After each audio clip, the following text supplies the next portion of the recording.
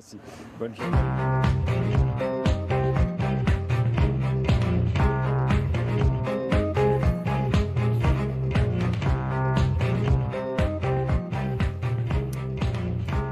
Nous sommes le jeudi 1er février, on change de mois et j'allais dire presque de mode d'expression ce matin dans la presse, j'ai l'impression. Il y a beaucoup de choses bonjour différentes. Laurent, bonjour à tous. Il y a deux manières d'envisager la revue de presse ce matin. Soit je vous donne un petit bout de chaque journal avec un coup de Lactalis par-ci, c'est la une des Échos, et un coup de Kurdistan par-là, c'est la une de la Croix. Soit je mets tout ça au panier et je vous demande de me suivre. Or, c'est moi qui décide, donc vous allez me suivre. C'est vous le patron. Suivez-moi pour que je vous raconte l'histoire d'un agriculteur qui vit à Bar-les-Époisses, village de 70 âmes, dans le département de la Côte d'Or. Sa machine à laver est en panne, c'est la 5e fois en quelques mois.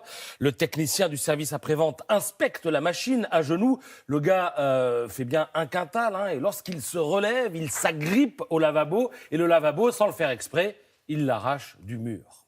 Facture 421 € et 30 centimes. Le propriétaire veut se faire rembourser. 6 mois plus tard, il n'a toujours rien touché et l'affaire échoue à 20 km de là, au tribunal de Montbard, 5300 habitants. Ainsi commence ce morceau d'anthologie intitulé « Le tribunal des petits tracas ». C'est Le Monde qui propose cette série sur la justice ordinaire, celle qu'on rend dans les juridictions de proximité. Ici, on est loin des procès médiatiques, on enchaîne des histoires minuscules et immenses à la fois. On s'immerge dans une justice à hauteur d'homme capable de plonger les justiciables dans des états pas possibles. À peine a-t-il ouvert la bouche que l'émotion déborde à mi-chemin entre l'effroi et la rage, écrit Henri Sequel, l'auteur du reportage. Le monsieur, il vient pour réparer, mais il casse. Mais il faut être prudent quand on est chez les gens. Il y avait vraiment besoin de s'accrocher au lavabo et puis il ne voulait pas faire d'attestation. Il a fallu insister parce qu'il voulait vite se sauver. Sa voix chancelle, ses bras moulinent.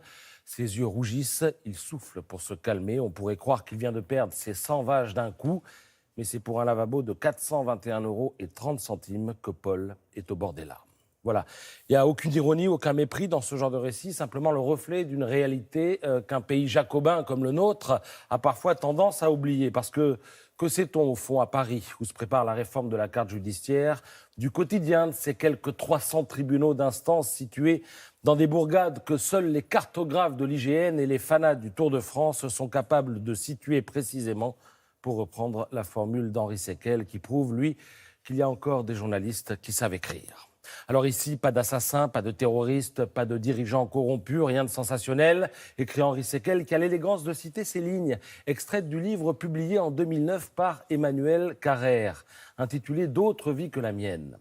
L'instance offre un spectacle ingrat, tout y est petit, les torts, les réparations, les enjeux, la misère, et bien là, mais elle n'a pas encore tourné à la délinquance. On patauge dans la glu, on a affaire à des gens qui se débattent dans des difficultés à la fois médiocres et insurmontables. Alors il faut lire ce reportage. Vous y découvrirez des histoires de coqs qui font du bruit le matin, de noisetiers plantés au bord du chemin ou de gazons synthétiques qui gondolent alors que ça n'était pas prévu dans le contrat avec le paysagiste. Vous y croiserez des justiciables qui trimballent un sac en plastique dans lequel nagent les pièces de leur dossier. Ce sont des gens seuls, des gens sans avocat. Et c'est vrai, à quoi bon prendre un avocat qui coûterait 3 fois le prix d'un lavabo ? Merci Patrice, merci d'avoir mis à l'honneur le reportage et toutes ses valeurs.